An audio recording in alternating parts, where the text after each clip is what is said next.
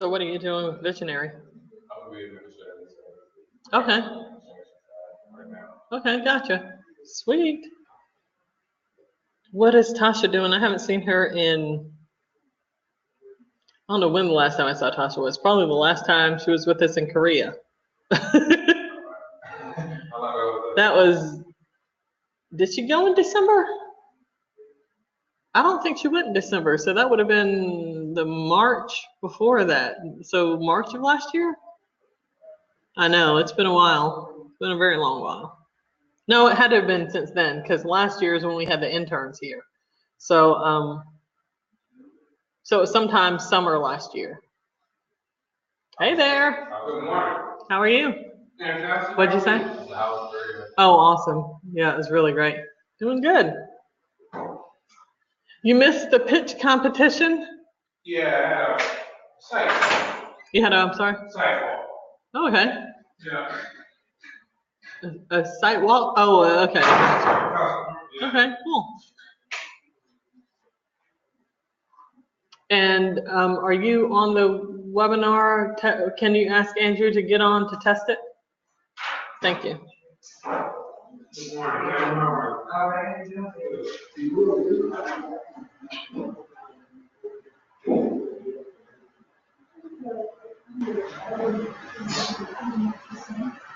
Okay.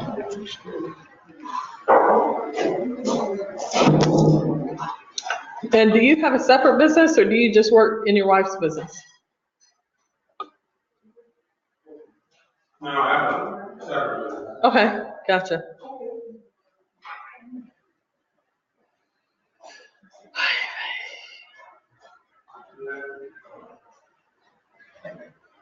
And that is flying around. It's going to drive me crazy.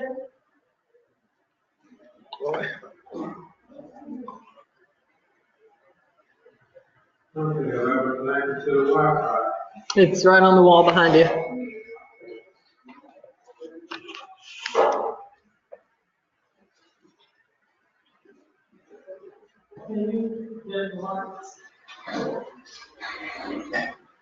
Is there a way we can, since we have the 4 dimmers, that we can add a set of dimmers that would dim these and those for when we set the room up this way? Of course,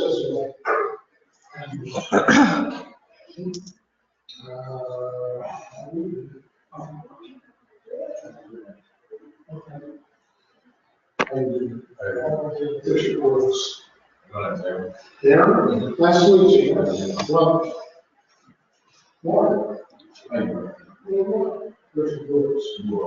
morning. Right, Riley.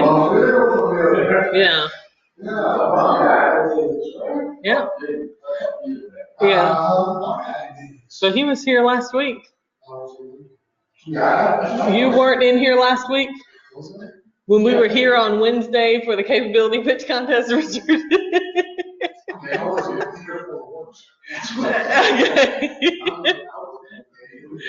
Okay.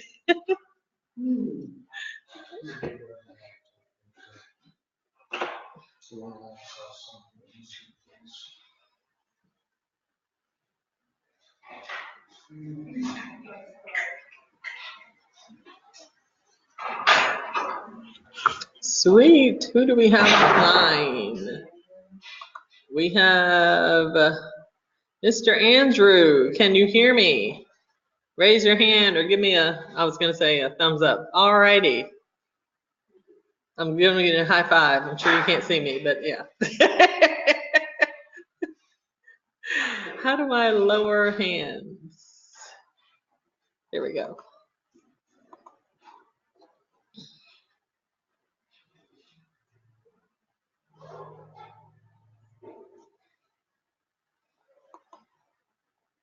Okay, we'll be starting in 6 minutes. Y'all get your questions because this is going to be like crickets if you don't have any.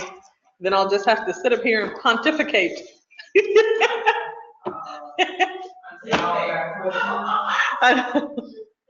Well, I'm sure you have questions. Just don't be shy about asking the questions because, yeah, nothing's worse than sitting on a question that you don't know the answer to and not getting the help you need. Bless you. Coming out of the hot box on the other side. Have they already called? I'm sure Richard did.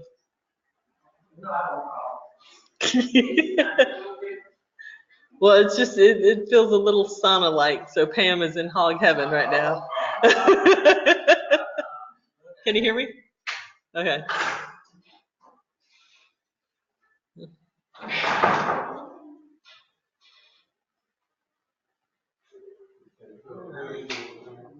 What do I need? See if you have this in.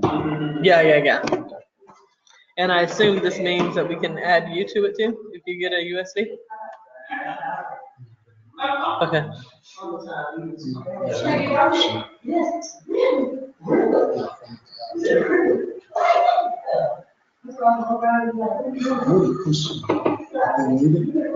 Viscom gave it to us. To try that. Yeah. Okay. Oh, good, because I was hoping you'd do that, because you know I don't remember when anything.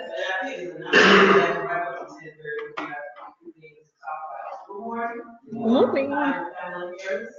I'm the leadership coordinator and units coordinator for GCA.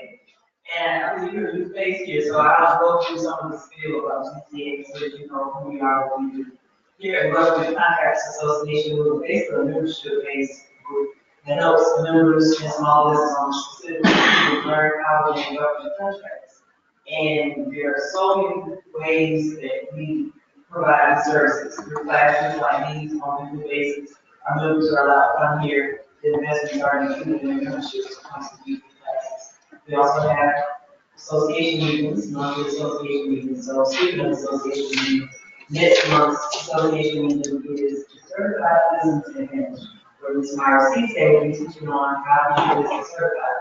And then this month we'll also have a boot camp for certification. So if you're interested in getting your business certified, we have some testimonies and success stories of people who actually gone through the master class and got their business certified and moving on to the world's contracts. Now, certification is not a requirement to get contracts, but it is a set aside to make different business apart from the businesses get those contracts. Basically, we've been in this for about 10 years.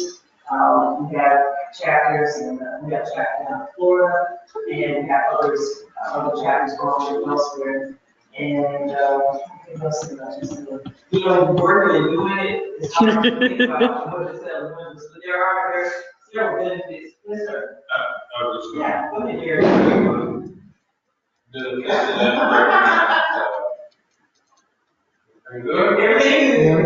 Everything is I was gonna say, that's the AC coming on, so everything's real good now. So the membership is some of the other organizations. Oh, yeah, so, okay, thank you. So one of your benefits of being a member of GCA is you have access to other organizations.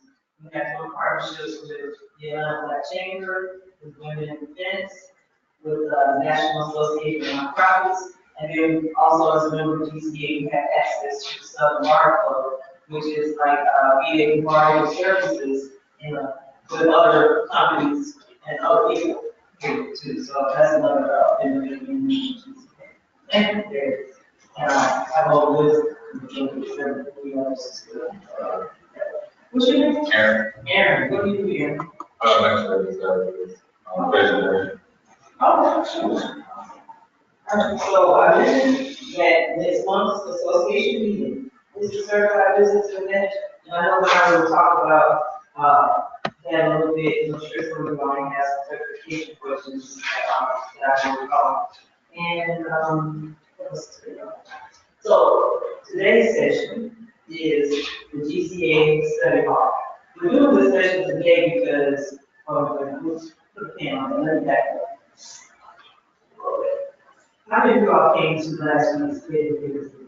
So that awesome. What do you think about it? What do you think that so that other you can kind of know what happened last week when we talked about it? It was very wrong.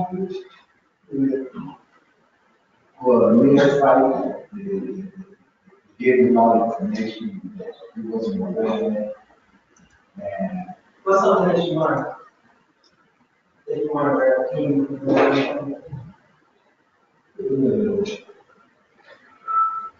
How you certify the networking between overall, you should have more than once a year. All right, thank you. Did you do your, you did that survey? Yeah. You did, okay, awesome. Yeah. And our goal is to have more events on that college application. Hopefully next week, so that we really have for small business initiatives, and more, and look at. Awesome. Lori, what did you think about the meeting? I actually loved it. I love the opportunity for all the small businesses to be able to be one-on-one with those contracting officers that they would have never had a chance if it wasn't for GCA. So that was a great effort for them. It was a plus. And we had actually sent them out to them to be ready to do that encounter, coming together with their capability statement and their speech if they had one prior, so they could do their a moment of introduction to themselves for the contracting officers. So I know many companies actually really enjoyed that part, and we're very grateful for GCA doing that. So just for a gentleman that probably is already when it comes to the event, what we did last week was we had beginners and youth standards event, which featured the capability pitch competition. And both events were well received by the audience and the attendees. What we did was we had our members and guests who were ones who they were to sign up, learn how to successfully and efficiently give a pitch within 5 minutes about what you do, hit the main points, we get content, and they were judged by some GCA staff, some GCA coaches, and also some business owners in so we had different entities to basically provide feedback on those pitches. Pretty much, it was a very competitive situation because we had some interesting feedback, but it was overall it was very good. And the hitters were the city of Atlanta, Georgia Department of Transportation, and CDC for those entities. And we had judges basically judge those final competitors. So it was a great event. We're looking to do more of that next year. And if you have ideas on what you would like to see this member or this, let us know. All right. Now, today's event is our Wednesday workshop. And every Wednesday we have a workshop in here where members can learn online, wherever they are, or you can come to class to learn about an aspect of something that will help you in your business. So today is a general open discussion on questions that you may have that you may need assistance with as it relates to working on contracts or anything of that nature. And teaching today's class is Ms. Myra Cisse, our president of GCA Georgia, and also Mr. Richard Brooks, who's our CFO from GCA. So I will now turn the class over to them. They'll be here, more intros, and then talk about GCA's. So why you looking at me? No. You can go. Okay. Age before beauty. I said age before beauty. Oh my goodness. Good morning. My name is Richard Brooks. I'm the CFO of GCA. And glad to have you guys here this morning. Get open for a conversation about what's going on in your business. As for my background, I've been with GCA now since 15. 2015. May. Wow. And I have a background in finance, helping businesses secure funding and project management and product management and just business all around. So here to help field your questions and answer your questions and see if we could get you guys moving forward and to contract. more contracts. So, just let us know if you need. Okay. And I am Myra Cisse. I'm president here of GCA Georgia. So today's session, like Richard said, is all about helping answer your questions, whatever is pressing, going on, what struggles or challenges you're having right now in your business, to make sure that we can get you to the next level. And we do this about once a quarter. Is that about right? Yeah, about once a quarter, simply because what I have seen is that depending on the type of person you are, several of our members are like me, where they like consuming information. So they like learning new things. So the learning the whole government contracting part can sometimes be fun or challenging or whatever it is for you, but they get to the point where they've learned everything they need to learn, but they still aren't winning contracts. And the reason is because they're scared to take that next step. They're like, well, what do I need to do now? What else do I need to learn? I'm like, it's not time to learn anymore. It's time to do. So that's what today's session is about, making sure that if you need that little push off of the bridge into the water, then we're here to lovingly do that. And we're going to act as your safety nets and your life jackets if you start floundering around, to make sure that we help you with that process. But yeah. So what brave soul is going to go first? Oh, yeah. So I'll go first. Okay. And I noticed that some of that know. So in terms of certification, there's sort of a tribulation process. Do you recommend starting at the local level, at the federal level, and going back to local, or start local and go up to federal? That is different for every business. The way that I tell every client that I have this conversation with is get the certification that you most need right now. So if you've got a client that you're working with that has asked you, oh, by the way, do you happen to be minority owned? Then that's the first certification you work on, if you don't have that one yet. So it depends on what's going on with your clients. So good question.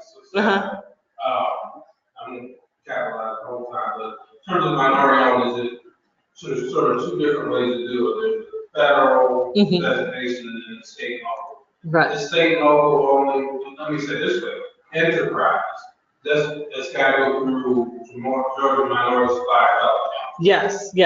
So if you are talking to just a Joe Blow company like an AT&T or Georgia Power or whatever, and they're asking you about an MBE certification, in their mind, they're thinking that Minority Supplier Development Council certification. They're generally not thinking federal. If you're talking to a CDC or FEMA and they're asking you about a certification, they're thinking federal. So keep in mind how certifications fall into different buckets. There's and you know that because you mentioned it in the beginning, city, state, municipal, local, and then commercial. So depending on what client you're dealing with, then get the certification that's going to speak directly to that client. And if you have not yet engaged the client, it is a matter of identifying who's buying your services, right, and seeing what they would want. And the lowest hanging fruit. I'm sorry. Yeah. Good. I didn't mean to jump on you. Yeah, it didn't sound like you were finished. Sorry. Oh. Okay. And you said something that prompted me to say something else, or made me think of something. So basically, if the agency or entity buying your services is at the federal level, then it may be good to take a look at some of their past acquisitions and what the qualifications of the winners were, and they have certifications, things like that. So, there are various resources out there to explore. And then as far as in terms of priority, depending on where you are in your business, another thing that I see a lot of our members, I don't want to say making the mistake of, because the certification's just like a degree, it's never invaluable, but it doesn't necessarily make sense to go out and just get certification after certification after certification. And I see a lot of our members doing that, where they they come in, they get excited about government contracting, and then they spend all their time getting certifications where they've gotten no time getting business, you know? I mean, certification, think of it like a college degree, right? Or you can just go to school, go to college, then go get your master's and doctorate and all that and have no work experience, and no one's going to hire you because you've got no experience doing anything. You need to at some point make the rubber meet the road and do the work, and then do certifications along the way. And then the other thing I'd say as far as prioritizing certifications, do start in this order: the one that you can get in the least amount of time with the least amount of effort, that's going to cost you the least money and give you the biggest impact. So do that one first, get a little bit of work, and then do the next one and sort it out that way. That makes sense. Okay. All right. Well, you're saying certification, Mm-hmm. all right? In your work experience and your background, what would be your pecking order on the federal level or on the local level? Again, back to that, just like I told Mr. Elahi, it's going to be based on what your business is and who your client is. It's wrong, right? Yeah. So tell us a little bit about your business. Oh, okay. Well, I got sidetracked, so I got my clients because I was coming. Right. So make a long story short, I was trying to get certified on federal level. Mm-hmm. And my reason behind it was I'm a veteran and disabled. Okay. So here again, I guess everybody wants to get your ear. And they say, well, you want to do that, you want to do that, and you call the middle and spinning the wheel. I mean, but what do you do? What is your business? Oh, sorry. I'm trying to get to the transportation and Okay. Okay. okay. So what I'm saying to you is I hit several roadblocks trying to get certified on the federal level. Okay. And it's like, Well, I mean, so again, back to certifications are not necessarily the first thing you do. So it sounds like some of the roadblocks you may have been hitting, because you indicated that you're trying to get into transportation.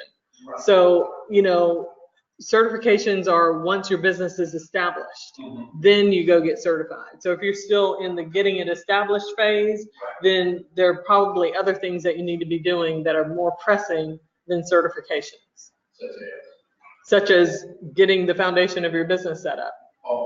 Just because the thing about certifications is you're going to need all of that foundational stuff in order to even be eligible for certifications.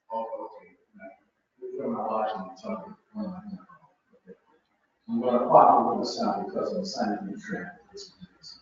Okay. Okay, so that's already been established. Okay. Okay, but like I said, but he's doing business now.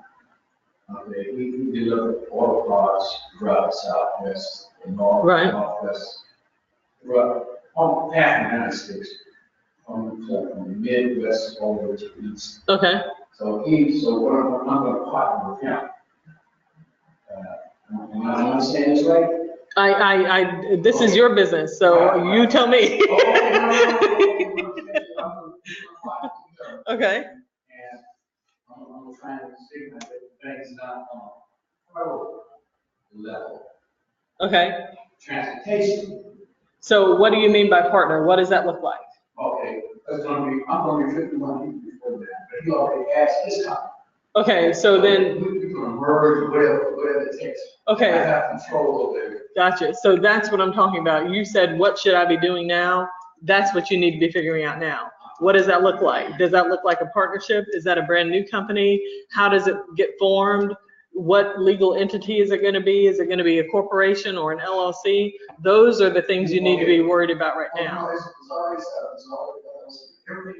So you are already partnering. Right. Okay, and what is the entity then? What's the business name? It's gonna be or it is? Yeah, it is. Okay, so what is the business name? Okay. And you're a 51% owner. Okay, gotcha. And it's registered in what state? It's registered in the state. Okay, gotcha. And you have your DUNS number? Yes. Okay, gotcha. Okay. Are you registered in the same? See, that's what I have a problem. Okay, so you can't do anything with the certification until you get SAM. Right, and that's what I have a problem. Okay. Okay, so I got all the information, so I guess maybe we can look at it too. No, well, what I can do is you're a member of the organization, so you can go into the, okay, well, if you become a member of the organization in the Gov Training Vault, I did 2 classes on registering SAM where literally I used one of the people in the room as the guinea pig and we went through step by step. So, and I've had, I think you did this too, Mr. Elahi, right? Where he opened up his computer, he played the video, opened up his, another screen and did all the steps that we went through in the video. So yeah, so that's in the Gov Training Vault. Okay, so those are your next steps. And then, but that's what you need to do before you focus on certifications, because you're slightly putting the cart a little bit before the horse. Right. And I think that's Okay, alrighty. So Dakari, this is a free session about what struggles are you having right now, what are you challenged with, and helping you get through. Oh, I was hoping you were all mouth right now, but anyway, we'll come back to you with any questions. Okay. Yeah. So I have come across any footage and say that people learn. Okay. GBES. So I have come across some complications. Okay. It's time for getting into conversation with contract officers, especially like the email and stuff like that. Mm-hmm. But other than that, I just have from last session, it's talking about being consistent. Right. Following up, so I make sure they get that very next day. Okay. Good. Many people did respond back with instructions and asked to know what the next steps are. Okay, cool. So my focus is to build that. Okay. Good, good. Now I think you sent out something yesterday for the other project that we're working on about some research you're doing with NASA. Yeah, that's one of the ones because of the energy side of Okay. NASA has some really good opportunities. Okay. But then I came across, I guess it's kind of a program, almost like a scholarship, if you would. The Small Business Innovative Research? Yeah. Okay. I'm thinking I didn't read too deep into it, but I'm thinking that based on what they were saying, we're looking for something more, companies that are more technology driven. Right. Products and ideal. Yeah. I think ideally it'd be something that we incorporate into the NASA sensors. Okay. Those things, but also space. Okay. So that was I thought a really good opportunity. Kind of a competition, if you will, but really good opportunity. Okay, cool. Okay, so what other questions? Anything else? So Mark, I have a question around Mark. Yes. So it seems like there's a couple ways of marketing. When we talk about, it's interesting, when we talk about government contracting, I'm always thinking federal. I don't know that I come to the table thinking as much about state and local as I should. Right. So given that, the federal, state, and local marketing approaches to me, and I'll ask for some feedback, seem to be absolutely different. For federal, you got the contracting officers, is it CSOs? COs generally. Yeah. Or COTRs or CORs, but yeah. That we're looking at in front of, what about the state and local? And last week was a perfect example. Last week we had both Richard Case, who is the City of Atlanta Contract Compliance Officer, and then Larry Scott that was here, who's with the Office of Contract Compliance. And then we had Kimberly King, who is the EEOC Director at Georgia Department of Transportation. So those are kind of some of the top dogs at those agencies. And by getting in touch with them and getting your name well known with them, then they can connect you to, they kind of know overarching a lot of tentacles of what's going on in their respective agencies. So the marketing strategy would be reach out to them, capability statement, and right. Mm-hmm. I mean, and you know, I don't want to say you're at a bit of a disadvantage, but it's not like you can reference, I met you last week, and just as a reminder, here's my CAPE statement. But it certainly wouldn't hurt to talk about your affiliation with GCA, and because both of them were here, they know who we are, and that could help open the door a little bit for you. But, and then marketing, are you talking about from the sorry, did you have something to say? Okay, hogging the floor here. Are you talking about from the standpoint of like how to follow up and how to stay in touch with them? Yeah, or more digital marketing. So so how do we automate this process? We spend days reaching out to these folks that never answer the phone. Yeah. What kind of tools do you recommend? I mean, contact, mail them. I don't know that you can really employ digital marketing strategies for this piece of it, the contracting officer piece. I mean, either one of those are great platforms, but it's not like you're going to put them on, you know, send out whatever newsletter or something that you're writing out on a regular basis. I mean, maybe if you're writing something that's relevant, remind me of what your business is again? Technology, telecommunications, and IT. Okay, so you mentioned Constant Contact and MailChimp. What are you going to be automating that you'd send to them? What do you think that you'd? Yeah, so we do the blog. Okay. We send on email that blog content to our Okay, I mean, it wouldn't be a bad idea to add them to something like that. I mean, just as long as, especially if the information is kind of cutting edge and new and innovative, because then, you know, if you do that on a consistent basis, whether it's every week or every month, and they see you 12 times a year or 52 times a year, you know, and the next time they have that technology need, they might think of you. But as long as the information is innovative and fresh and it's not like recycled content, then that might not be a bad idea. But in addition to that, I would employ the tactic of, you know, put it on your calendar where every 10 days I'm going to give this person, send this person an email, and you want that email to be a personalized, hey Richard, I spoke with you or sent you an email 2 weeks ago with this thing, but I don't know if you saw this new thing that's going on with technology. You know, you want that to be personalized. So that's going to be a little hard to automate. But you can automate it by putting it on a calendar that every 10 days you're going to follow at least 5 people that you're in communication with. And then, you know, maybe alternate between emails and phone calls.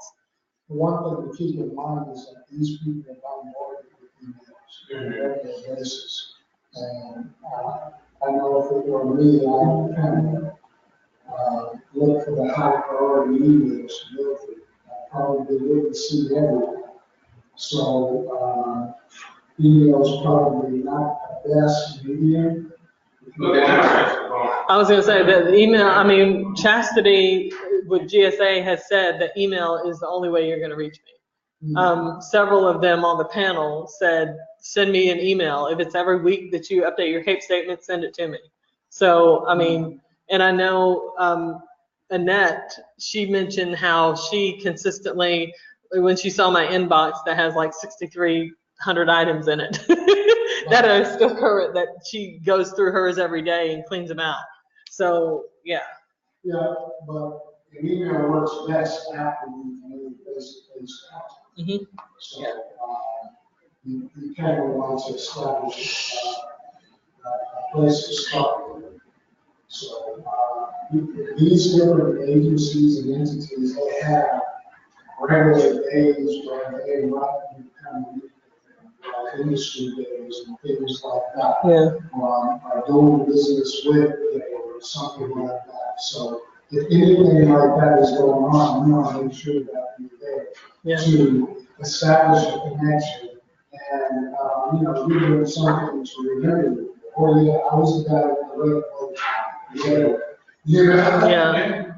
And anytime GCA brings them in the room, there's no, do what you have to do to meet them here. I mean, we had, Richard Case was an MC for the event, and he literally called out one of the person's names from the stage, like, and Plumber Tom, where is he? Because he met him, you know, the 2 weeks ago at the competition. So, I mean, anytime you have the opportunity to meet them face to face, and that's what we try to do is bring them here so you can have that opportunity, then you want to do that. And to Richard's point, it's so much more effective when you can say, I met you at so-and-so and kind of jog their memory. You know, and sometimes when you meet them, it's not all about selling, it's about establishing a rapport. So that when when you have send that email and say, hey, I met you at, and I was the guy who, our kids were on the same baseball team, or our kids do something, or I'm from South Carolina too, or something like that. You know, establish a commonality so that they can jog their memory as to who you are. Yeah. And yeah, it's all about the know, like, and trust thing. So you got to make sure that they know you, like you, and trust you before they start doing business with you. Okay. And I know you just walked in. Oh, yes, sir, Dakari.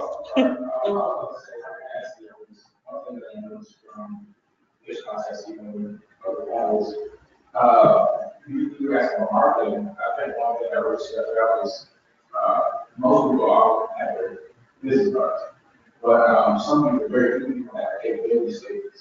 And so they were able to hand that to specifically Miss Kimberly King.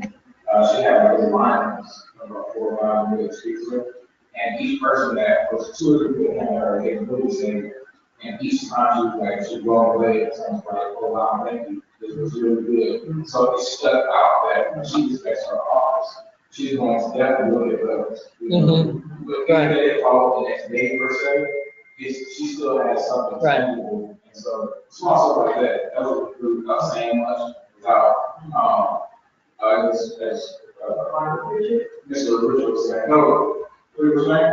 Richard, yeah. Mr. Richard was saying, you know, without having to necessarily say like, give them a pitch right there what your business is. They have something to go over, they can read it, and see the Yeah. That was something that stuck out to me like, so I should have a real estate. You didn't have your CAPE statements? And Georgia Green has an amazing CAPE statement, dude.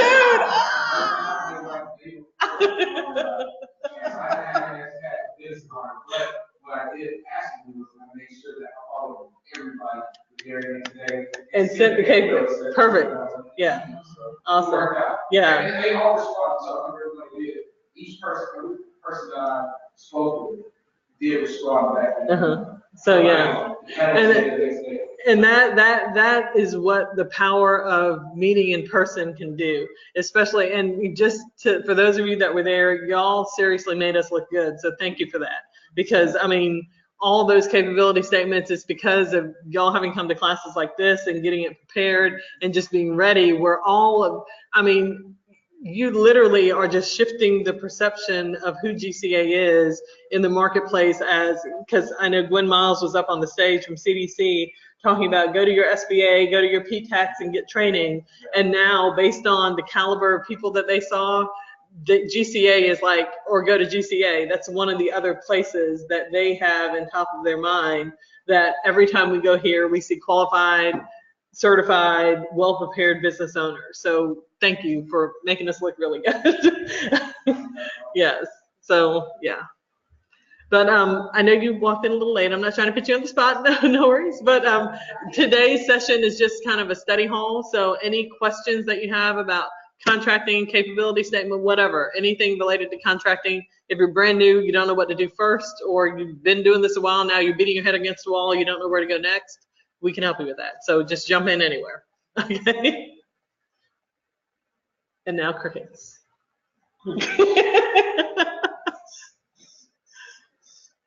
Oh, wow, you went Louisiana with the cicadas, didn't you? Yes, Gloria. Uh-huh. How do I find out who you need to contact this relationship? Okay, as far as building relationships goes, like who you need to reach out to? Well, the perfect segue. Were you looking at the screen? I'd have this up for a reason, yes. But one thing, in order to figure out who you need to contact, who your key point of contact is at a particular agency or company, is based on what the opportunity is. So 2 resources that you need to go to are FBO, everyone knows FedBizOps, right? And everyone probably has gone here to see opportunities, but one that a lot of people overlook or don't use often is FedBid.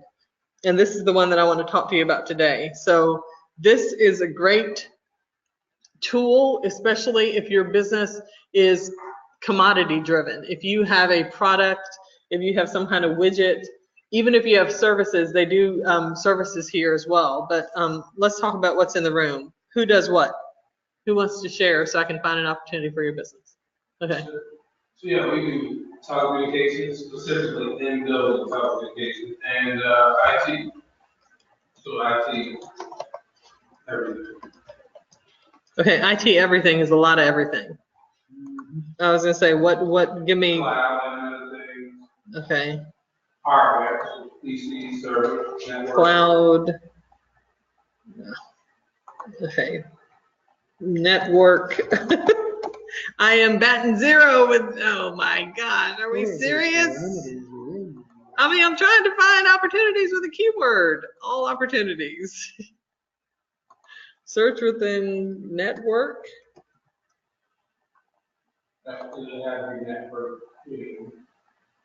Computer with accessories. Okay. Do you sell computers? Yeah, not typically that, but, I mean, but, you know, I mean, yeah, why would you not go international if you could? I guess, you know, this kind of a hard first foray. None of this looks like networking though. Firearms, I mean, the only one is IT solutions. Here we go. IT solutions and electronics. How about this? Video bank. Are we on the what? How did you get to that point? Fedbid.com. FEDBID.com. Fedbid and then opportunities. You may have to log in to Fedbid. Yeah, you may need to create a username and password. It's got to be assigned to your DUNS number. I don't think you can use this unless you've got all that. Right. Now, do you already, are you an established business with a DUNS number and everything? Okay, gotcha. In order to do FedBid and sort opportunities and create search agents, yeah, you've got to register in with that. Okay. Let me see what the home screen looks like.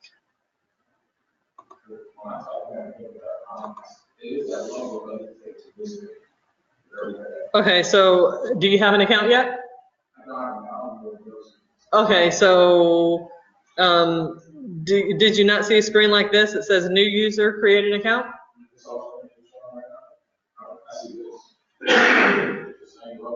Yeah, and somewhere in the upper something or another, well, let me go incognito. I just closed it out. Do you see what I just did?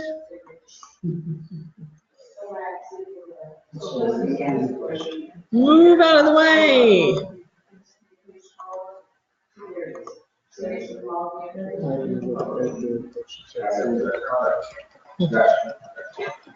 Okay, FedBid.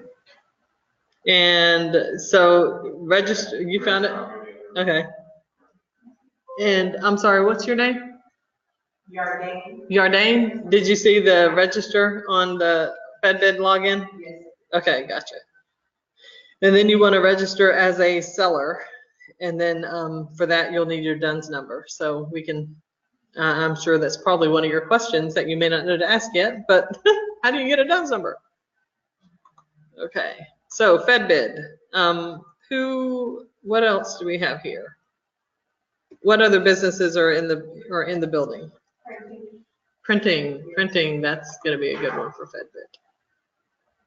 Oh, seriously? Oh, nothing. Printing.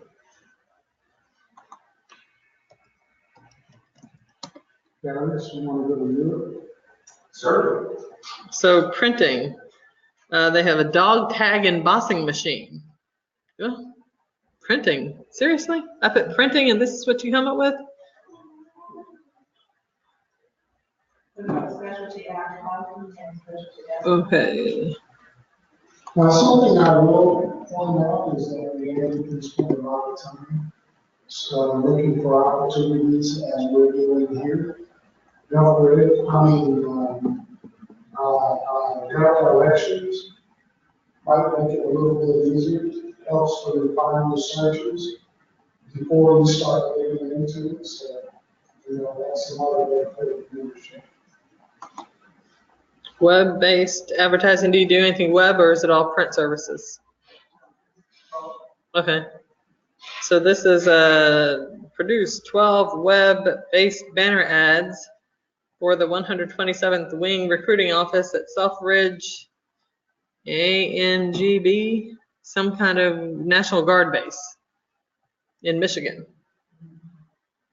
So this is a, like Richard mentioned, this can be a very time-consuming activity. But the whole purpose of doing all this is to do it once and set up systems, so the systems then do the hard part of the work for you.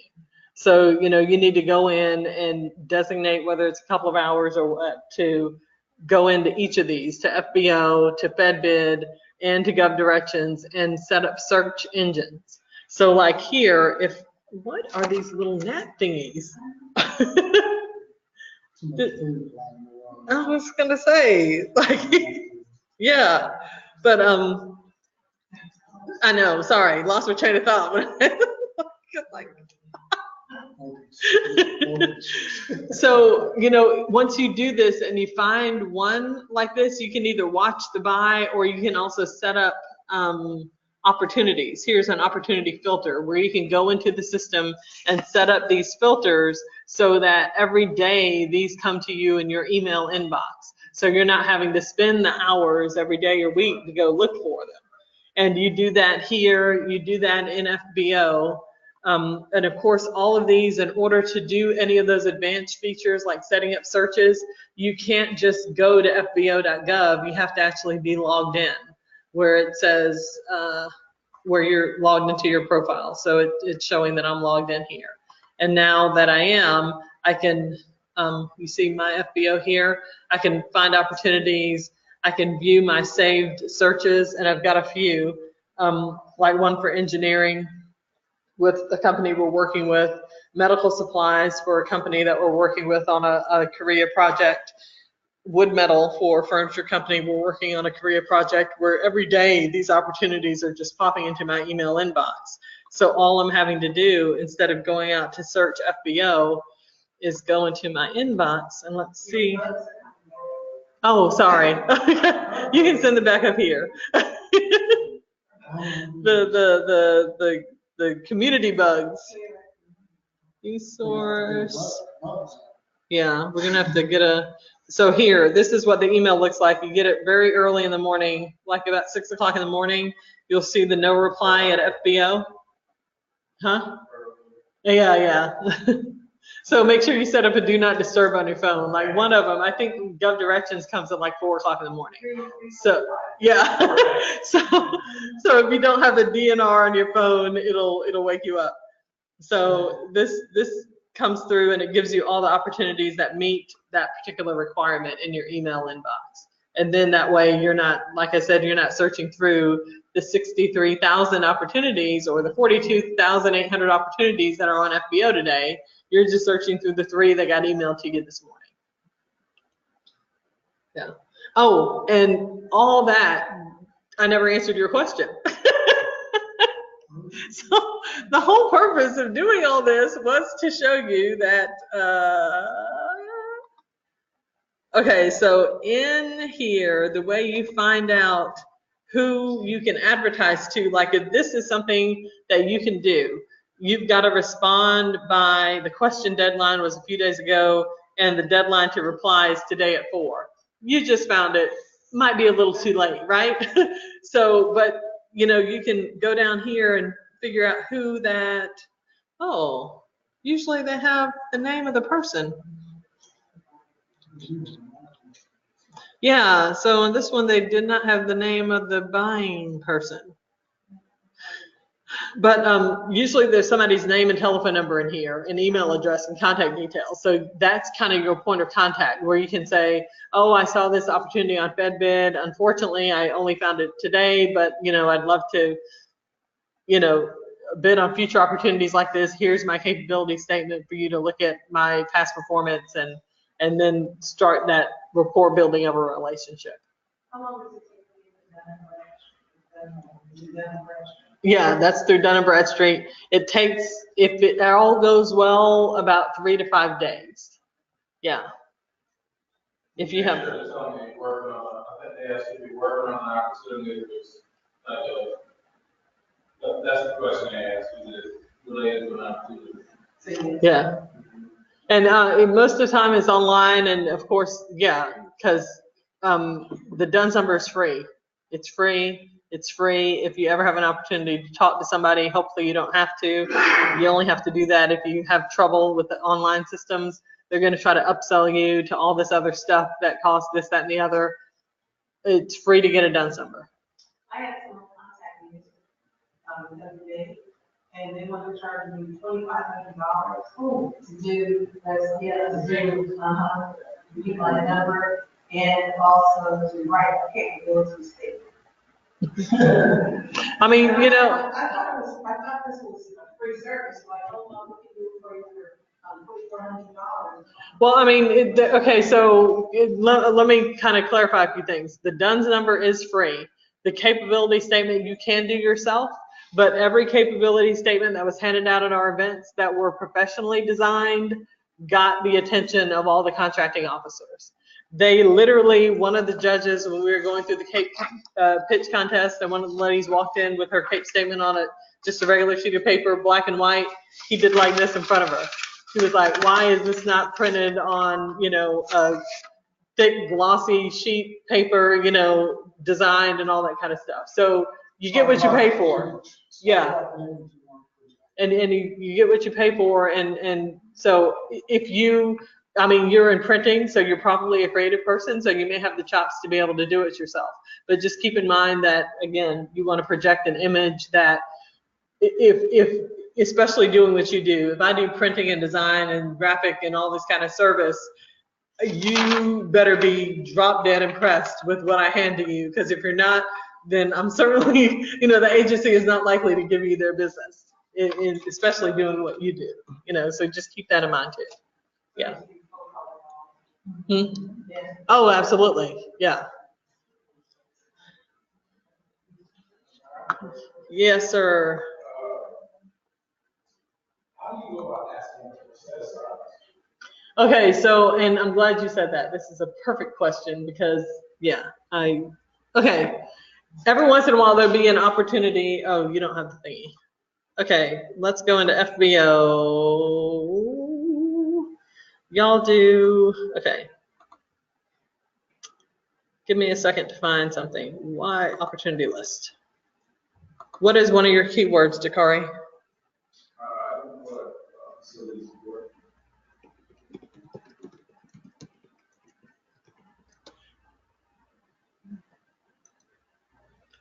Courier, roaming, what? Okay, none of this is fire alarm. Okay, I was just gonna say, yeah, can we do something? C-T-R-I-C-A-L, electrical, I probably didn't spell it right. Okay, rewire electrical panels okay, so this is a good one. Wow, is this a recent one? Respond date, June 19? How big is this opportunity? Okay, so this is canceled. Darn it, this isn't a good one. Okay, but no, I was like, I totally forgot the question, but I got it now. No, you have to set aside. So let's say that this was either in a pre-solicitation or a request, what's the other one? Pre-solicitation or sources sought status. So they're just asking basically who is available that can do this kind of work. At that time, you can come into the opportunity, you can scroll all the way to the bottom here, and it has all of your points of contacts. You see here, your primary point of contact and secondary points of contact. So here's where you craft an email. I would do one email, CCing both of them, introducing yourself, introducing Georgia Green Energy Services, about what you do, add your CAPE statement. You know, we're an 8A certified firm, we've been in business for 10 years or 15, you know, 15 years experience, whatever it is, doing this kind of work. And, you know, we'd like to know if this opportunity could be set aside as an 8A, you know, for an 8A firm. And then add your capability statement and all that kind of stuff. That's one step. Step two is you contact your boss, your 8A boss. And you say, look, I just found this opportunity. Here's the letter that I sent to them requesting that it be set aside for 8A. Do you mind? And I would, if it was me, because the bosses have a ton of workload and not enough of them to go around to do it all, craft a letter like saying, Georgia Green Energy Services is my 8A client. They got into the program on this date. They've, you know, successfully worked on these projects in the past. Would you consider setting aside this opportunity for my 8A company? Send them the template of the letter. Is this something that you can forward to? Give them the email addresses. I mean, you do all the work for them. And say, so that's the second step. So then these contracting officers are getting your letter requesting it be set aside for 8A, getting a letter from your boss saying, I've got this great 8A company that can do this work. Here's their CAPE statement, here's their something. So now they're like, wow, this must be, you know, you want them to think, oh my gosh, this must be a sign. Now I don't have to do all the work. There's this company falling in my lap. Great. Yeah. So it's just that easy, like, it's not, I guess, when I think about it, it's just that easy. Well, I mean, it doesn't mean it's going to work, but yeah, it's just that easy. No, you can only do that though when it's in the pre-solicitation or sources stage. Once it's at once it's actually a solicitation or an RFQ or an RFP, it's too late. Yeah. So, okay. Does that make sense to everyone? I'm about to make a mess here. So you weren't talking about identifying set aside contracts, just once you identify the opportunity, how to get it. Yes, sir. But the other one is, so the other thing you can do, if you're just, say you're certified, have a particular certification, and you want to see if there are contract opportunities out there, FBO, you can actually search based on the set aside code. I'm actually You plugged in? Yeah. Yep. Seriously? Advanced. Can y'all see? Okay, so if you scroll down here, See set aside codes here? you're actually searching by set aside codes now. So say you select competitive data, you select your assumed contract.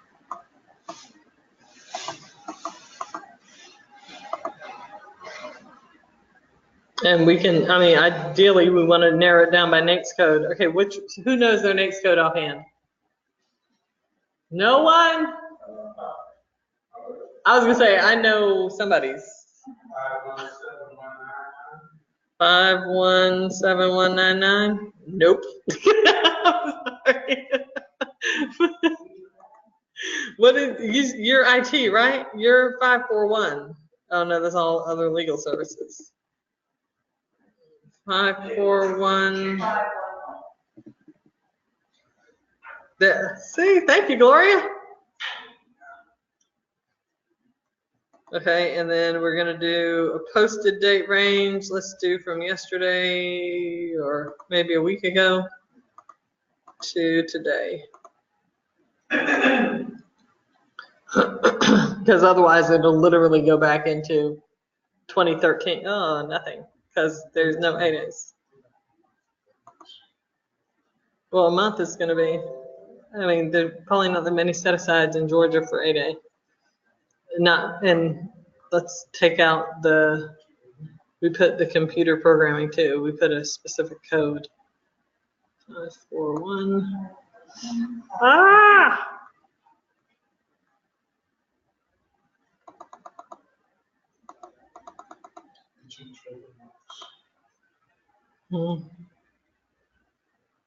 Where's the date? Am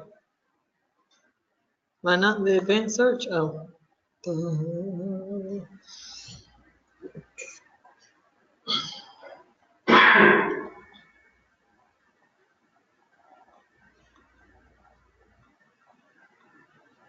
Obviously, you need to practice patience in this whole process.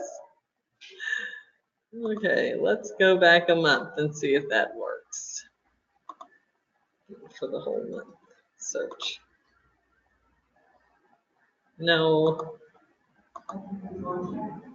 nothing for Georgia for set aside 8A, but again, back to, I wouldn't narrow it by state, especially, if your business is able to go in multiple states, clear. Can we, I guess we can have the conversation offline, but call them, ask them to spray.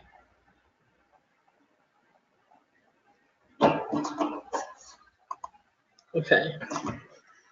So I just did 8A, and I searched the entire country. So 177 opportunities total. Oh, FEMA has an emergency management system upgrade. It was just posted today. No, it was, something came out today. It was changed today.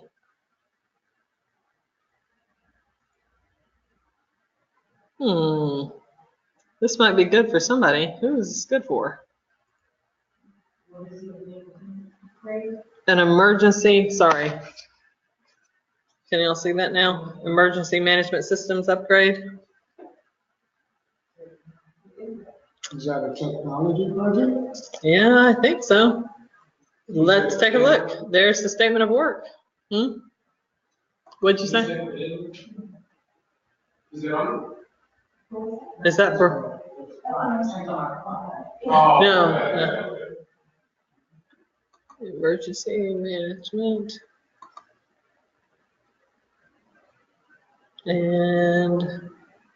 But here's the statement of work that gives you all the details. Okay, so can we talk about the big elephant in the room, because nobody's talked about bidding on projects yet.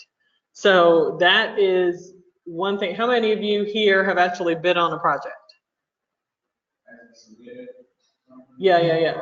Okay, good. So we've got a few people that aren't afraid to do that. So that's awesome. And you said you have as well? I was working with someone here who was trying to get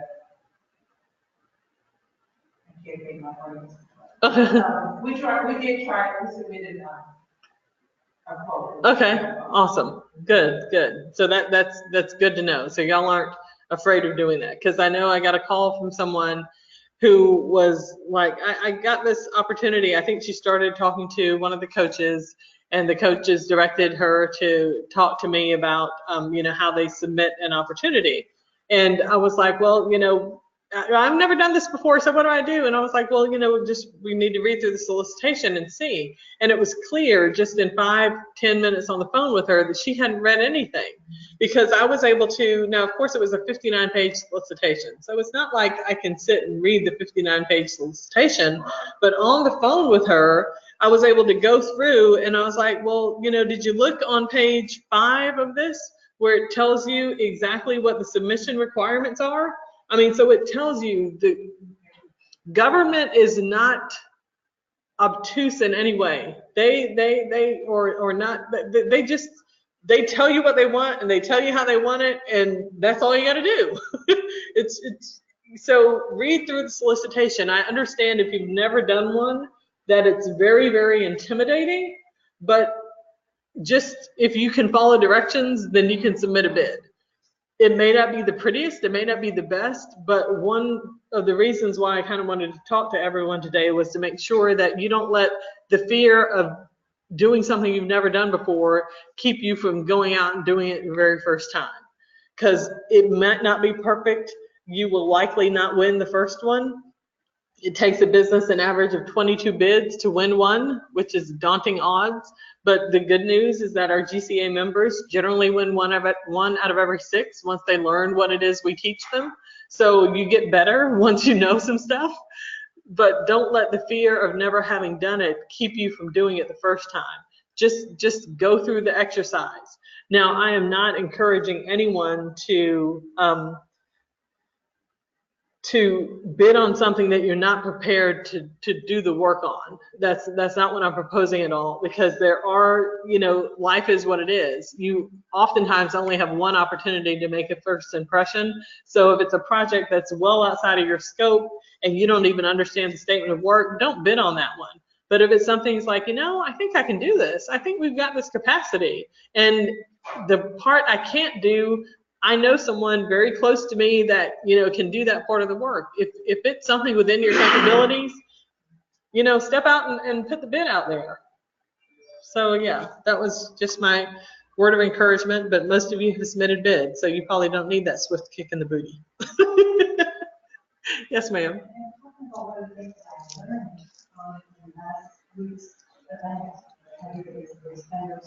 Was that they mentioned if you please, every time you don't win one, ask for the pre-debriefing. Yes, yes. And absolutely, and that's the only way you get better. You know how I said it takes an average of business 1 out of every 22 to win? Do that debrief so you can learn what you did wrong and then correct the error for the next time. Because, it could be something that you just didn't even know you didn't know, and that can help you improve your odds for the next one. But, yeah. So how many of you actually come out and search for opportunities on FBO? Okay. A little bit. Yeah, up at 3:45, link on my email. Okay. Correct. Very good. Oh, so okay. I love the It's fun. aggregate from that to the top. It does, yeah, it brings stuff from FBO and all that. The only thing that, it's not necessarily a lag, it just depends on when you set it up. So like, if you had a search that had one of these keywords for this particular FEMA project, you would have gotten that this morning at 3. Well, maybe you would have gotten it this morning, depending on what time FEMA put it out, because they only made the change today. Give me a second. So yeah, see, they made their change today at 10:40. So that means you won't see this in your GovDirections feed until tomorrow morning if you have a keyword for this one. So in situations where time is of the essence and it's they may have made a change to a project that you didn't catch the first time around and the due date is next week, it wouldn't hurt to have an FBO search agent going in addition to your GovDirections one, is what I'm saying. Just so that you get it from the horse and then you get it also from them. Okay. No other questions? Yeah. I want to look this up. Is there any way can I type anything like that?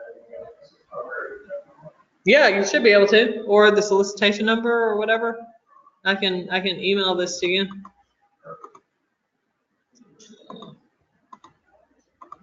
Well, that's what I say is that you do especially on these costs, to add yourself to the interested list. Yes. Because, I guess they do look at that. Typically, I look at it up until like the deadline, and maybe 8 people add themselves to the list. Well, 50 people just submitted, so notice, we don't know about them. But if they look at that list and see that I'm gonna start with bidders first, and look at their social side responses before everybody else, it gives you an advantage. So every opportunity that I go out there, Chinese people know when we're looking at this stuff. always had associated. Yeah, and this is, there are only 5 vendors that are interested in this opportunity. Once you start doing this a while, and I'm sure you know this name, you see this on everyone, don't you? This Marvin, yeah. Yeah, he, and the good thing about that is you know that he's not a real, and I don't say he's not a real person. He's not competing for the project, he's competing for business. He puts his name on all of these or has somebody do this work so that if you're out there, they're like, who is this guy I see all the time? Wait a minute, proposal writing group, maybe I need to hire him. That's what he's hoping for, right? But he's not somebody that's bidding on this project necessarily.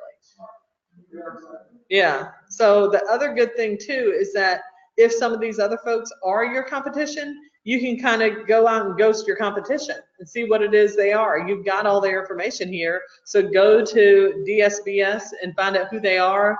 And then you can get a good idea. You don't know for sure that they're going to bid, but you know that they said they're interested.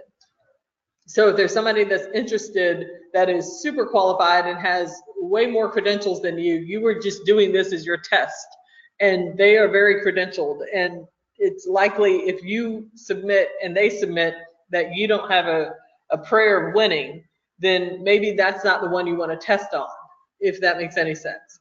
But what you can do is use them to ghost what it is they have. What is their business structure? Let's look at who's this? Construction Journal Ltd. DSBS, and we've got on our Gov Training Vault an episode called Ghosting Your Competition that shows you how to do that, but I'm going to do it really quickly here. What did I say it was? Thank you. That's the Construction Journal. Company, Ltd. So let's see who these people are. Oh, Construction Journal, wasn't the company, darn it.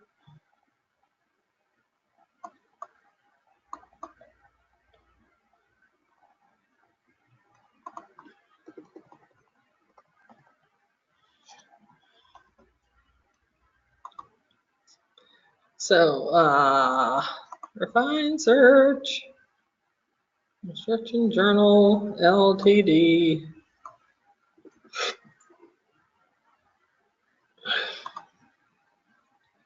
So here's the company, and then you can go out and see what kind of work they've done. Oh, come on. I'm even plugged into the thing. Why is it slow? Oh, yeah, that is a very real possibility. Are you kidding me? Did I spell it wrong?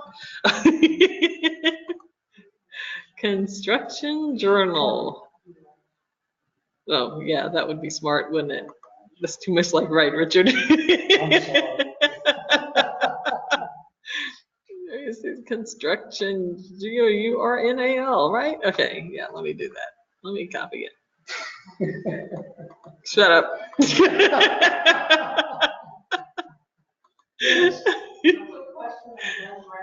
Yes. My company is a limited liability corporation. Uh-huh. So I was checking to see what's the difference between a limited liability company and a domestic liability, limited liability. You mean the LLC or the LTD? No, my company is an LLC. Right. Limited liability. So the question is, are you a limited liability company or domestic or foreign limited liability? Yeah, you're just an LLC. Yeah. What? Okay, seriously? Oh, that may mean they're not registered. They don't have an active SAM profile. Okay. That's what it is. I'm like, what? I was gonna say, so even if they did want to bid, then they're out of there. Huh? Yeah. So they just aggregate go. They don't do any work. Okay, so It's another thing that shows that they have a lot of next code to that. So they're allowed to. so then Yeah, they essentially, you know, I was looking at it like, when it's like, Yeah, But, you know, you won't about to. yeah. No, I was- anything aggravating. So they're building permits. They're just like, okay, I see. So I work JDK, with them, they, outside the building is being permitted, uh-huh, so you can go in and talk to the TC. Yeah, they don't do anything. They don't do that. No. wow, okay. I heard you say something earlier. I should have paid attention to what you said, and then I could have saved myself a little bit of time, right? Okay, now, so that means we've limited 2 of the possible competitors because they aren't even people interested in the bid. And one of these 2 dudes has limited himself. I mean, Resolute Partners, he doesn't even have NAICS codes. So that means his SAM profile is likely not complete, or it may not be accurate. I mean, because, yeah. And JDK Industries, let's take a look at them. So he has a GSA schedules contract. He's not, doesn't have any 8A certifications or anything. Is this a set aside? It's not. Okay. And very little information about, he is an exporter, so they've done business overseas, schedule contract, and he's been on it for a little while too. So, done work with the Department of Homeland Security, but it doesn't say what type and how much. So, yeah, but we can certainly get his DUNS number and do some further vetting of his business. So let's go into USA Spending and see if he's done any. He said he did work with the Department of Homeland Security. Let's take a look and see how much work. So usaspending.gov, this is the user-friendly version of FPDS, Federal Procurement Data Service. And, but like I said, this is so much more user-friendly, where we can literally put in his DUNS number, a couple of years, and see what kind of work he's done. On his schedule, he's got his schedule contract.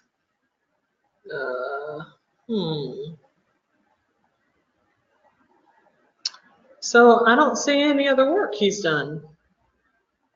So he's not a real heavy hitter competitor. So what you're doing is stacking yourself up against the competition to see how you compare. You know, do I need to bother with bidding on this? Or should I just, you know, find a different opportunity? So he doesn't look like he's a big fish. So I think we can overtake him, right, Dakari? Okay, he's like, yeah, we got this so far. Let's refine our search and find this other dude.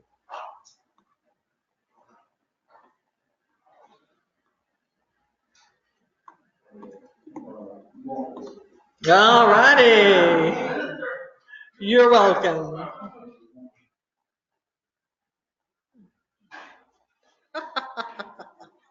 Love it when a plan comes together. Let me have my moments, man.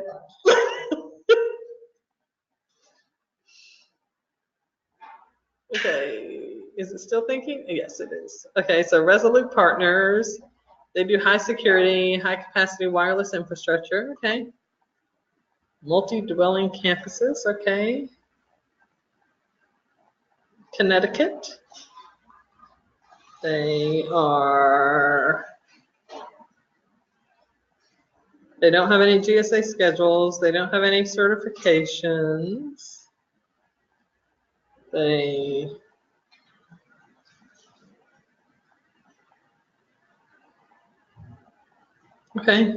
have no performance history, so their SAM profile, they haven't been to GCA to know how to build a complete SAM profile. So let's take a look at their DUNS number. So 3 down, 2 to go. So let's see what this one's like, Dakari. This is so much fun.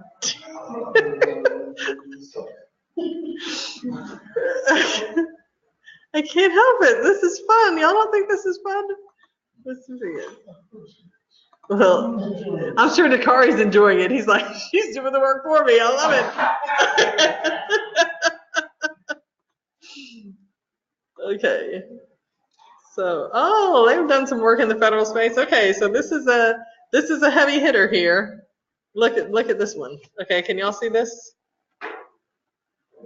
So, yeah, they've done some work in the federal space with VA, with is that Department of Navy, 600,000, Department of Veteran Affairs, DoD work.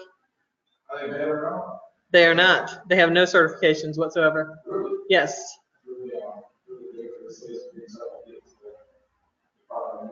Yeah. So yeah, so they've got impressive past performance. So this is a real competitor that, you know, this is who you're going against. So now what we need to do is like, okay, so this is a real player. What do they look like, and how can you position yourself against them? You know. But it's not a set aside. It's too late to set it aside because it's already out for bid. So we've got to compete. You just need to go head to head. Heavy hitter to heavy hitter. You got who's gonna come out on top? Yeah, so we've already established. Back to the opportunity. See, so, but what do you do? What do you know? Yeah, but who did you meet last week that may be able to help you? Which agency? Which agency? No, she's CDC. Oh. No, but yeah. So there was somebody here. Have a conversation with me. There's somebody here from FEMA last week that you probably met. Yes. So anyway, yes. She wasn't on the phone. Yeah. So we will. Yeah. Yeah, she knows as well. Yeah. So here's the award criteria. A 1 to 3 page technical approach, your past performance. So, and then 2, I know this isn't a set aside at all, right?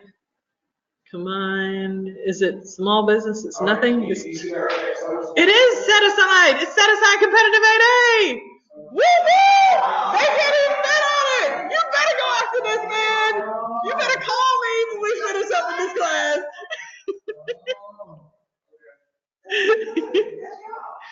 So Resolute Partners can't even take down this work. They put that they're interested.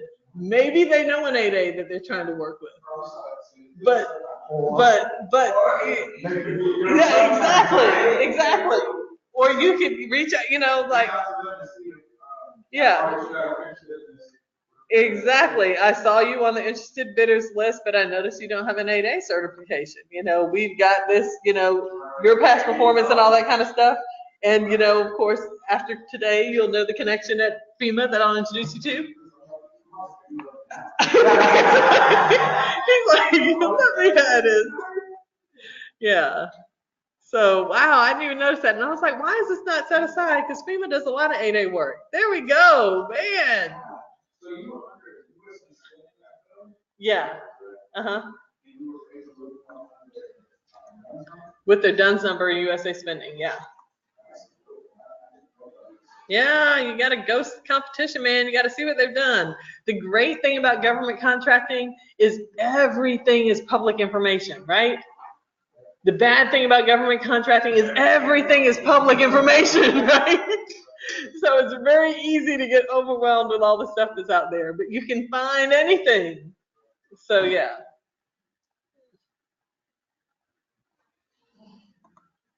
So, oh my gosh, this is so good. Okay. Okay, from DSBS, the Dynamic Small Business Search. I went into dsbs.sba.gov.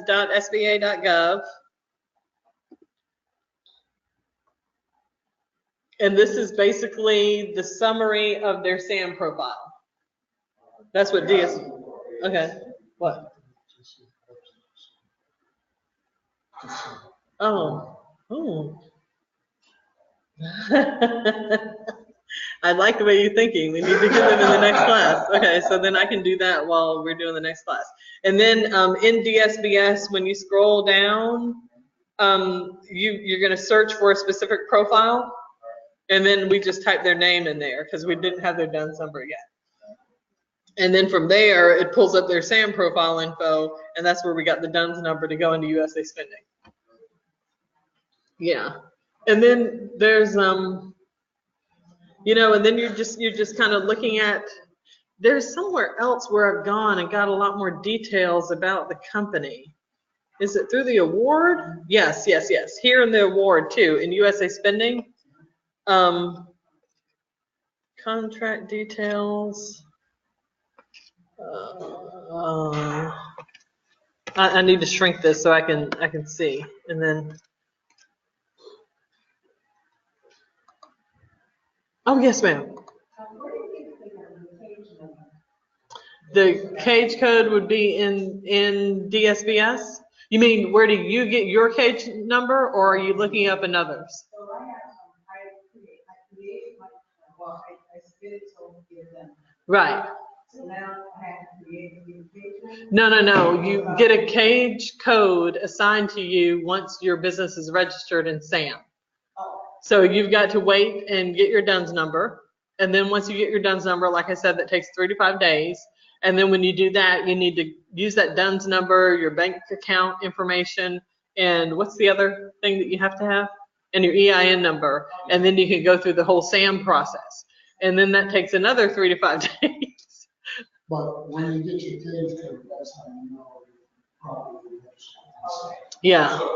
So Sam's took me 45 days. They sent you, Cage code. it took 45 days? Actually took 60 days to start the process. Okay, and that's when you were doing the process was the time where SAM got broken, basically. Usually it takes 3 to 5 days, but what's happened is 2 months ago, SAM was hacked, and they've implemented new security procedures. They've gone through a whole system-wide change of how you change your passwords and get into it. And during that time, when they were trying to figure out what they were going to do, they required everyone to send in notarized letters. There are over 600,000 vendors registered in SAM. And let's assume that, you know, every month, a 12th of them expire or renew. So that means some poor schmuck got inundated with actual notarized letters and then realized that, okay, wait a minute, I can't work through these 50,000 applications, and they fixed the process. But anyway, it took them 2 months to figure out that this is a bottleneck. But the way the whole process works, DNB is the database that holds your address, type of entity you are, whether or not you're a woman, minority, all the information that you put into Dun & Bradstreet. And then what SAM does is it aggregates data from Dun & Bradstreet. It aggregates data from the IRS. Is that me? Okay, I thought I turned mine off. Is that? Oh, okay. So when you type in your information in SAM, it goes out to DNB to verify the address and all the information. It goes out to the IRS and verifies your EIN number. Once both of those things come back, then it'll get you the cage code. What's happening a lot, and I don't know, what kind of address do you use? Are you in an office building? Do you work from home? You have an office address. Okay, but is it a real office or like a mailboxes, et cetera, kind of thing? Okay, is that the address you used in DNB? Okay, you need to change it to an actual physical address, because what will happen is you'll get a cage code violation. So Defense Logistics Agency will email you saying that we can't verify this address, it's a mailbox plus, we need to change it to a physical address. Or it'll ask you if you're affiliated with the 10,000 other people that have addresses at the same place, and you've got to respond to them within 5 days, and that usually causes a problem. So should I cancel it? I wouldn't cancel it. It's just, unfortunately, every time you have to make a change, DNB is a 3-day change. Let it go through its process. It's going to go through and get approved. You'll get your DUNS number. Then you'll need to just log in and change the address in DNB. And that only takes a day or two. Once you do that, then start your SAM process. wait until you get your DNB number. Once you get your DNB number, change the address in DNB to your actual physical address, even if it's a home address. And don't worry about that, because in SAM, you can put your mailing address and let them know that I want all stuff coming to my mailing address, not to my physical address. So no one's gonna know what your physical address is. Yeah, but no, if you start over, you're gonna break everything. Yeah, yeah, please, it's convoluted enough. You're welcome. Okay. Well, we got 10 minutes left, guys. Who else has a really good question? Who else wants me to find them an opportunity? Let's put it that way. I got one for Dakari. Who else? Who else?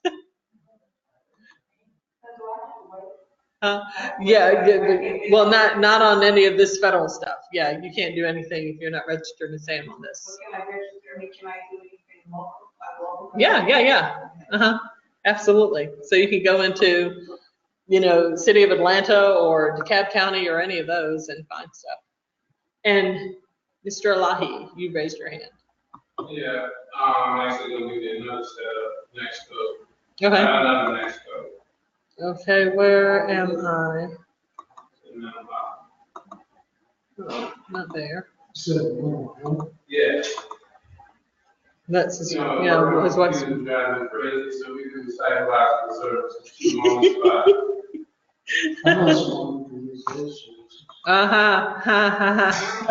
So funny. So funny, Richard. Yeah. Okay. Yeah. I am. Why is my thing not working?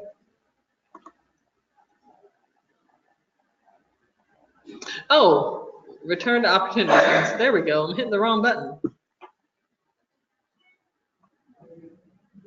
Come on. Advanced search. Okay. Hit me with the next code.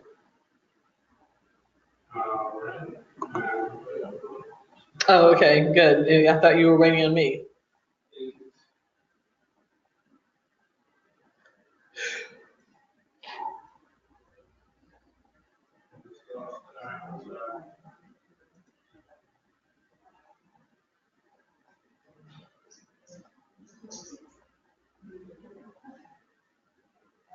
Okay, what?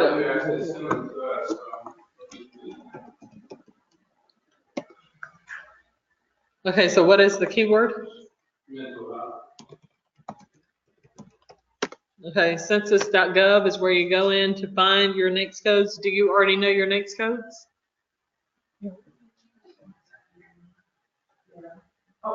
Do you already know your NAICS codes? Okay, so census.gov is where you go in to find those. So census.gov and then that /NAICS.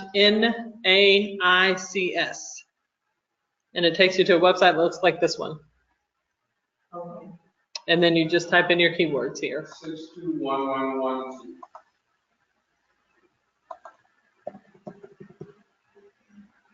Ambulatory healthcare services. It's just a Office of Physicians, Mental Health Specialists. Yeah.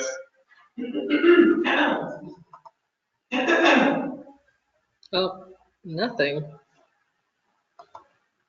621420.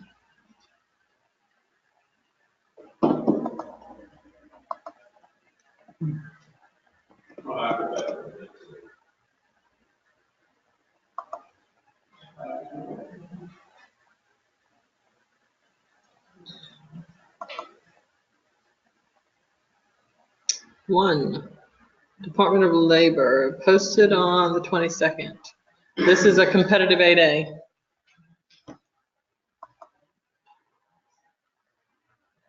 So this is an 8A set aside. Y'all are not 8A yet, right? No. Okay.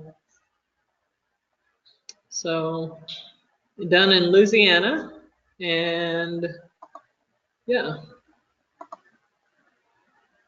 It looks like training for the Job Corps Academy. It's mental health training. Residential adolescent training facility, and here's the scope of work.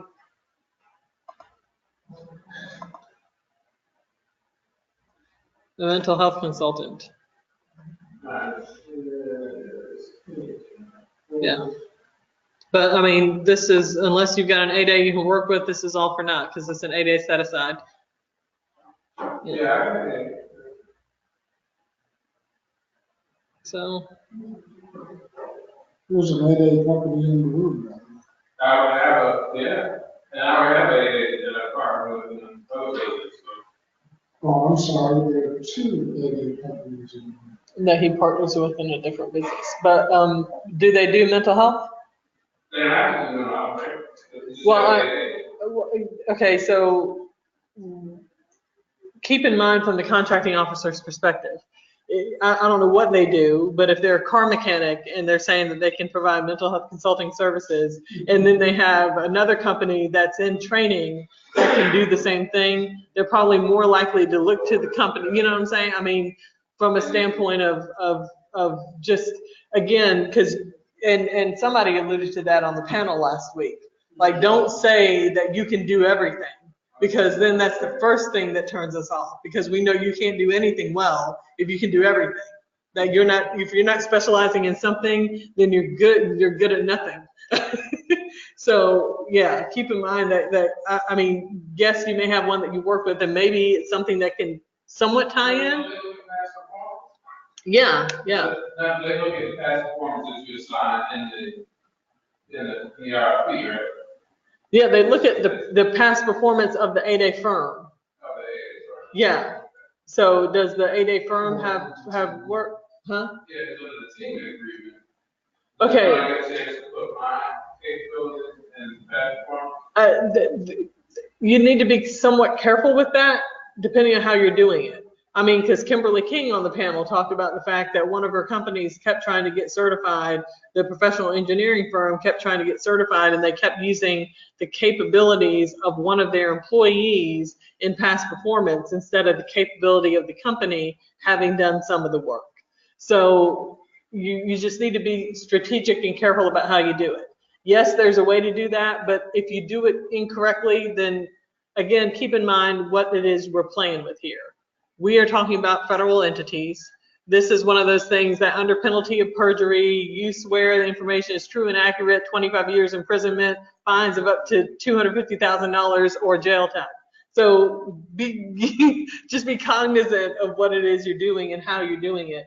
And keep in mind that anything you do wrong can land you on an excluded parties listing service, and then you're never able to do work again. So is there a possibility that that could happen where you team together? But again, I don't know the company that you're teaming with. If it's a car mechanic and mental health services, it might be hard to somehow marry that past performance together to make it make sense. So you just be thoughtful about how you're working together and make sure it makes sense. So can we find like a bit on the part? Yeah. Let's do it. Where was I? Here we go. Interested vendors. We've got only 2. Oh wow, and that other guy's not here. He's on everything. And Dot Development Inc. They are. Oh yeah, sorry, thank you. So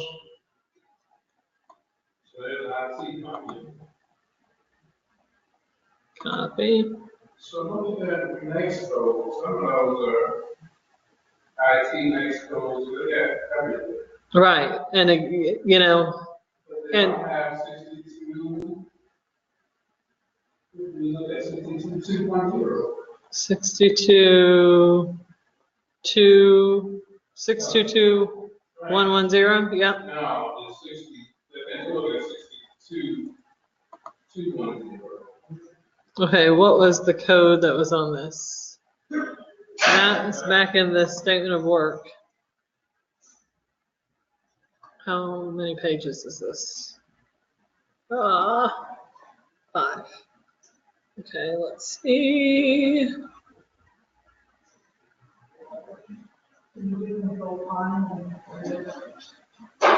Yeah. What is that? Control 622 what? 10. No, I need 6 digits. 622210. 622210. Okay, so they don't have it listed in here as far as the NAICS code and you gave me 2, because remember we started off with 1 and that didn't yield any results, and then I put the second one in there.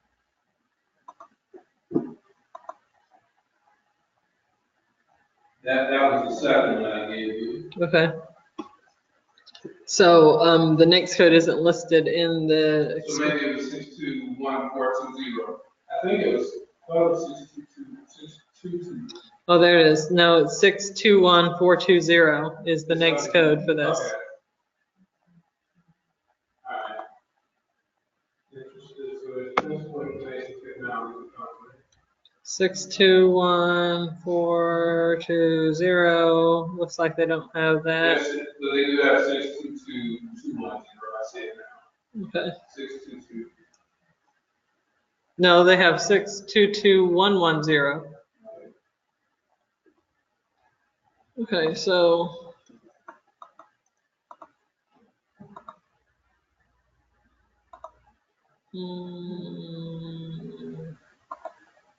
Dynamic small business search.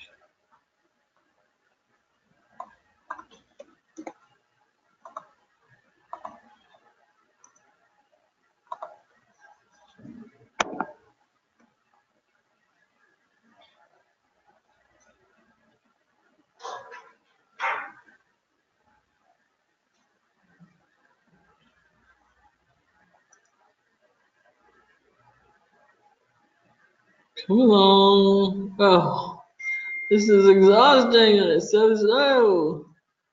Houston cost-effective solutions, services. See, every time I read stuff like this, I'm like, really? High-quality, cost-effective solutions and services is 2009. Solutions and services in what? Technology, engineering. This is mission critical. Okay. Okay, so, and none of that is related to this project, right? No. So there's one of your competitors.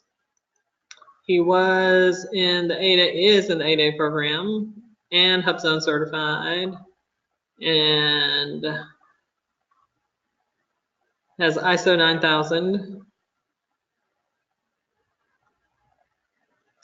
Okay, and your other competitor, oh, where is that? Is Doc Development Inc. Well, Doc Development, if they develop doctors, then maybe they're, here we go. Alrighty, Doc Development, let's take a look at them. They are,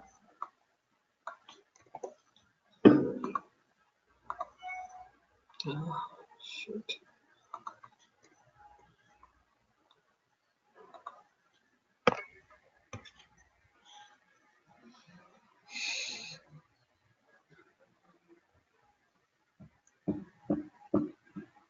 Oh, sorry. I know, we really need the, This works.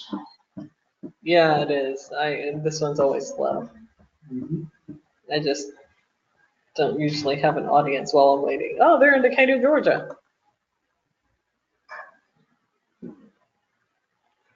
Consistent quality. Okay.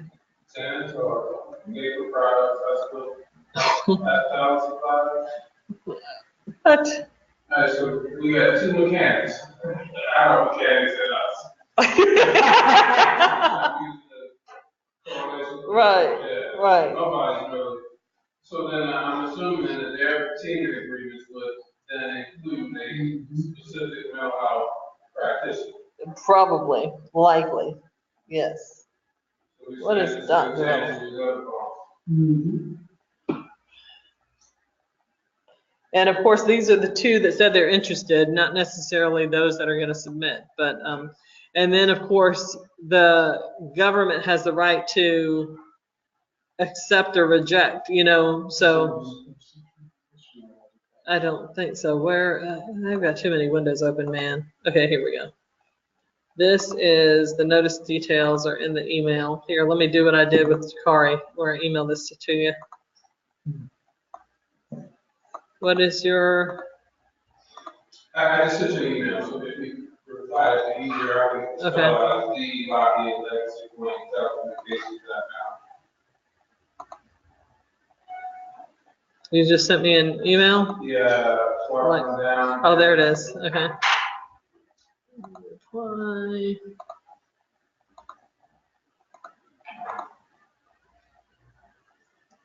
Oh, I should have probably put the link to it and see. Let's do this again.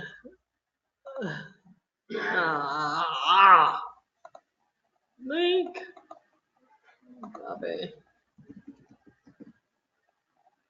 Where are you? There you are. Okie dokie. So, there you go. Okay.